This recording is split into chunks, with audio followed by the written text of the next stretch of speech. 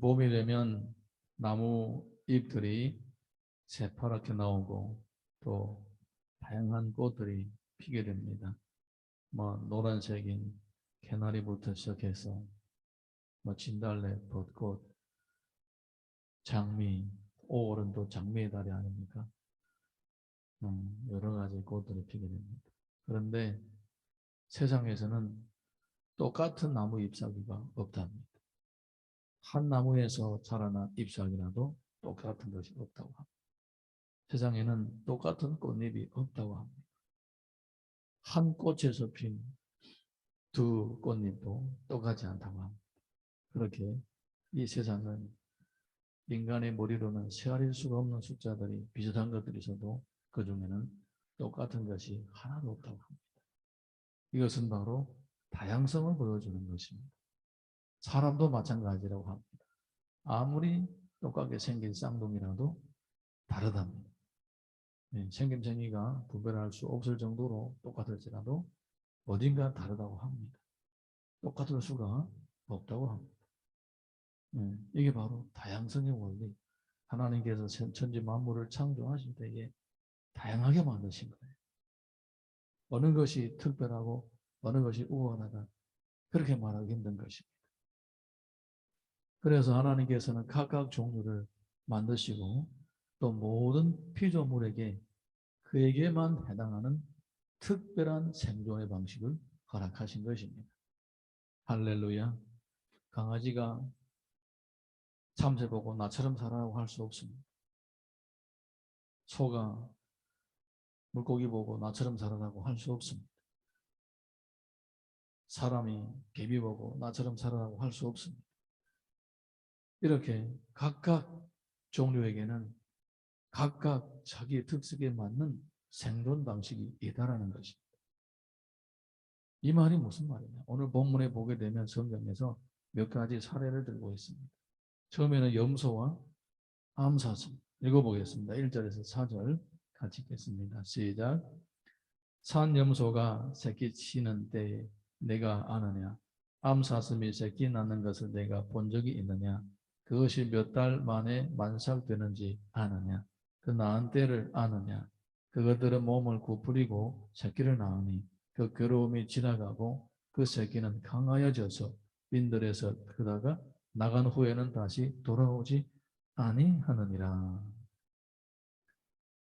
암염소나 암사슴은 새끼를 낳을 때에 오랫동안 품고 있다가 수고스럽게 낳습니다. 그리고 몇 달 지나면 새끼는 커갑니다. 강해집니다. 그리고는 스스로 빈들에로 나가버립니다. 근데 중요한 건 성경을 보니까 그 후에는 다시 돌아오지 아니하느니라. 가정의 달에 효도를 많이 얘기합니다. 효도란 것이 무엇입니까? 효도라는 것은 자녀가 부모가 키워주는 언덕을 생각하고 감사하고 표현하는 것을 효도라고 합니다. 부모가 늙음하게 힘이 없을 때에 생활을 책임져 주는 것 효도라고 합니다. 그런데 우리 성경을 보니까 이 사슴 새끼, 이 염소 새끼 효도를 모릅니다. 다 큰 다음에 나가면 다시는 안 돌아오는 거예요. 사실은 우리가 불효 자식들 욕할 때 욕할 때 저 사슴 새끼 같은 놈, 저 염소 같은 놈 이렇게 욕해야 됩니다. 성경을 보니까 불효한 사람은 부모를 돌아보지 않는데 짐승 중에도 그런 짐승이 있는 거예요. 나가면 안 돌아오는 거예요. 그런데 누가 염소를 욕합니까? 누가 사슴을 욕합니까? 염소나 사슴에게는 자기에게 주어진 특별한 생활의 방식이 있는 것입니다. 염소가 만약에 효도하고 다시 돌아와서 까마귀처럼 늙은 까마귀를 먹이고 이런다면 염소 세계는 망합니다. 사슴도 마찬가지입니다. 사슴이 효도하느라고 돌아와서 늙은 사슴을 돌아보면서 이렇게 살다 보게 되면 사슴 종류가 망합니다. 사슴이나 염소에게는 각각 자기에게 주어진 특별한 삶의 방식이 있다는 겁니다. 자, 우리 두 번째로 5절에서 8절 읽어보겠습니다. 5절에서 8절 시작. 누가 들나귀를 놓아 자유롭게 하였느냐? 누가 빠른 나귀 위에 매인 것을 풀었느냐? 내가 그것들의 집으로 소금 땅을 그것이 사는 처소로 삼았느니라. 들나귀는 성읍에서 찌꺼리는 소리를 비웃나니 나귀 치는 사람이 찌르는 소리는 그것에게 들리지 아니하며 초장 언덕으로 두루 다니며 여러 가지 푸른 풀을 찾느니라. 들나귀는 자유를 원합니다. 그리고 나귀는 동물 중에서 제일 고집이 센 게 나귀라고 합니다. 한족들은 중국의 문헌들이나 책들 보게 되면 나귀가 그렇게 고집이 세대요. 소하고 말하고 다르게.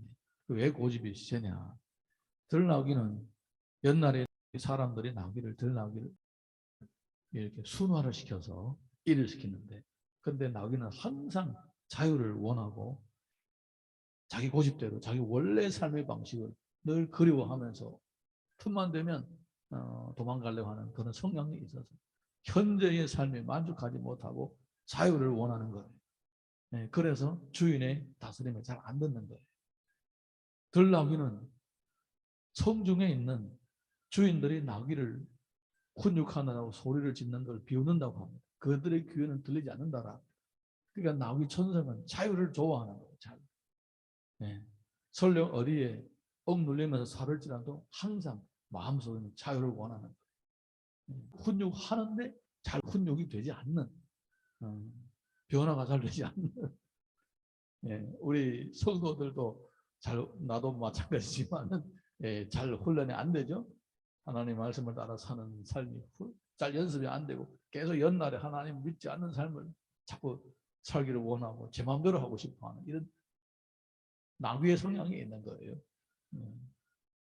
자, 우리가 들나귀가 들에서 전혀 성중에서 사는 나귀의 삶을 부러워하지 않습니다. 아무리 축복한 땅에서 살아도 잘 먹고 잘 살지만은 주인의 말을 들어야 하는 그런 삶을 원하지 않는다는 거예요. 그렇다고 누가 나귀를 뭐라 하지 않습니다. 그 들나귀에게는 들나귀에게 주어진 삶이 따로 있다라는 거예요. 그들의 생존 방식이 따로 있다라는 거예요.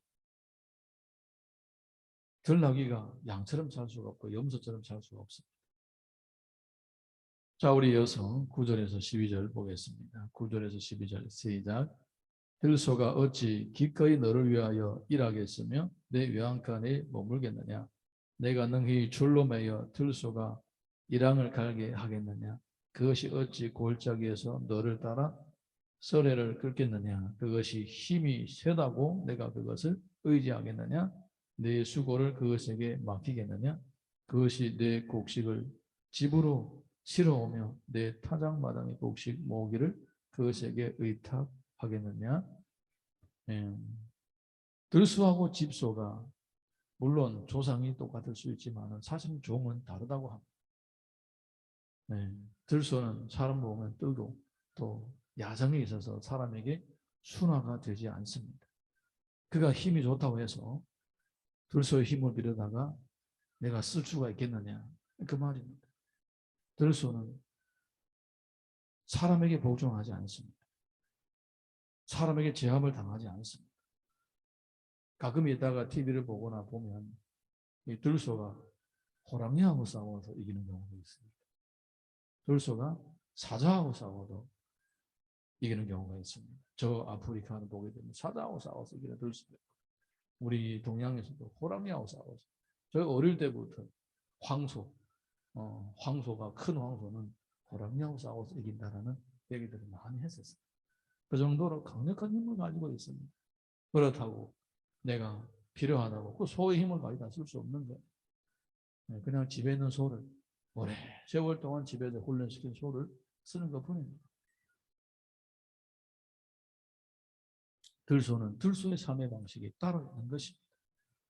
내가 그를 다스려서 정복하고 그 들소를 내 집에다가 데려놓고 일을 시키려고 하면 아무것도 못합니다. 평생 훈련시켜도 못합니다. 여기는 들말이 안 나옵니다. 들말은 다릅니다. 들말은 보게 되면 잡아다가 훈련시키면 바로 훈련이 된다고 합니다. 그래서 옛날에는 몽골 사람들이 들말을 잡아다가 며칠 동안 훈련시키고 타고 다니면서 싸움을 했다고 합니다.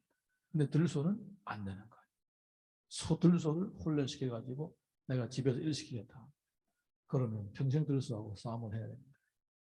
들소 같은 경우에는 모르겠습니다만은 아마 지금 우리가 쓰고 있는 집소, 그거는 아마 수백 년 동안 집에다가 훈련시켜서 그래서 사람에게 사람의 말을 듣는 게 아니다. 왜냐하면 들소나 집소는 종이 다릅니다. 같은 종이 아니에요. 소의 과에 속해지만 다른 종류예요. 다른 종류. 다른 종류의 소. 종이 다르다 이거예요. 똑같지가 않습니다. 근데 들소는 또 들소의 삶의 방식이 따로 있는 거예요. 들소의 힘은 자기를 지키고 또 자기들의 소가족을 지켜내는 그 힘이지 사람에게 쓰이는 걸 원하지 않는다. 이거예요. 자, 우리 이어서 13절에서 17절 보겠습니다. 13절에서 17절 시작. 타조는 즐거이 날개를 치나 학의 깃털과 날개 같겠느냐? 그것이 알을 땅에 버려두고 흙에서 더워지게 하고 발에 깨질 것이나 들짐승에게 밟힐 것을 생각하지 아니하고 그 새끼에게 모든 게 대함이 제 새끼가 아닌 것처럼 하며 그 고생한 것이 헛되게 될지라도 두려워하지 아니하나니 이는 하나님이 지혜를 베풀지 아니하셨고 총명을 주지 아니합니다. 그러나 그것이 몸을 떨쳐 뛰어갈 때에는 말과 그 위에 탄 자를 우습게 여기느니라. 타조만큼 바보스러운 새가 없다라는 겁니다. 날개가 있으나 날 수가 없다라는 겁니다. 두 번째는 뭐냐? 알을 낳고 땅에다가 파 묻어놓고는 새끼에 대해서 너무나 무자비하다라는 것입니다. 알이 깨지든 말든 새끼가 살든 죽든 관계를 하지 않는다는 거예요. 자식에 대한 애착이 없는 부모가 타조가 아닌가, 타조의 성향이 있는 게 아닌가 이런 생각 한번 해봅니다. 네. 새끼에 대해서 관심을 하지 않는 거예요. 나놓고는 그냥 우리 중국에서 살던 조선족 남성들이 이런 경우가 많죠. 자녀에 대해서 관심이 없어요. 자녀 교육이 관심이 없어요. 뭐 마누라가 알아서 하겠지 뭐 이런 생각하는지 아니면 전혀 뭐 교육을 내 할 일이 아니라고 생각하는지 모르겠지만은 이 타조 심정을 가진 남성들이 참 많기는 많아요. 그 시대의 산물이라고 할 수도 있습니다. 어쨌든 타조 보게 되면 그래요. 새끼에 대해서 애착이 없습니다. 제 할 일만 하는 거예요. 그렇다고 타조를 비울 수 사람이 없습니다. 왜냐? 타조가 달릴 때는 말보다도 더 빠르다는 겁니다. 말보다. 그렇게 힘이 좋다. 그러니까 타조조차도 자기 특성이 있고 자기에게만 주어지는 생존 방식이 따로 있는 거예요. 예. 하나님께서 이렇게 동물들을 일일이 나열하면서 지금 욥을 설득시키는 것입니다. 이 말은 무슨 말이냐? 이렇게 뭐 염소를 얘기하고 뭐 나귀를 얘기하고 뭐 들소를 얘기하고 타도 얘기하는 것은 자연을 뭐 공부시키는 게 아닙니다. 그 말이 이제 각각 동물들은 자기에게 주어진 독특한 생존의 방식이 있는 것처럼 이 땅에서 사는 모든 사람들이 각각 자기에게만 주어지는 특별한 생존 방식과 삶의 방식이 있다는 거예요. 아멘입니까? 예. 다른 사람 보고 나처럼 살아라 하면 못 삽니다. 예.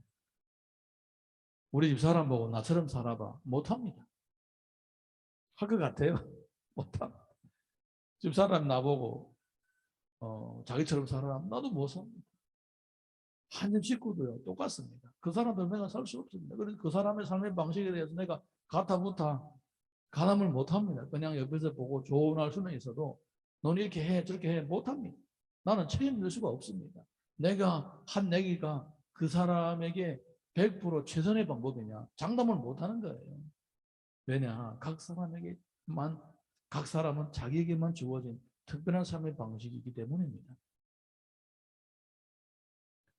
욥에게도 그렇다는 거예요. 욥은 욥에게만 주어진 특별한 삶의 방식이 있는 것입니다. 그것이 뭐냐? 바로 죄는 없지만 죄는 이미 다 사해졌지만은 환난이 있다. 모든 재물을 잃어버리기만 환난, 모든 건강을 잃어버리면 이런 환난이 있다는 거예요. 이거는 욥에게 주어진 특별한 삶의 방식인 거예요. 네. 친구들은 그걸 모르죠. 친구들은 그걸 일반 원리로 보편적인 원리로 자꾸 욥을 지적을 하는 것입니다. 우리에게는 두 가지 원리가 함께 적용이 되는 것입니다. 일반 원리와 특별 원리.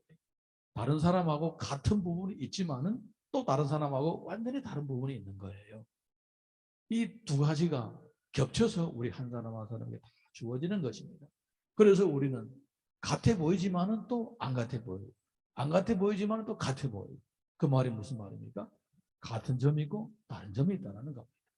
그래서 우리가 이 하나님의 지혜로 사람을 바라볼 때에 나하고 같은 부분은 무엇이고 나하고 다른 부분이 무엇인지 다 파악을 해서 미리 이것들을 염두고 사람을 대할 때는 그의 다양성도 존중하게 되고 서로가 또 공통한 부분들도 서로가 또 통하게 됨으로써 참 유기적이고 아름다운 조합을 이룰 수가 있는 것입니다.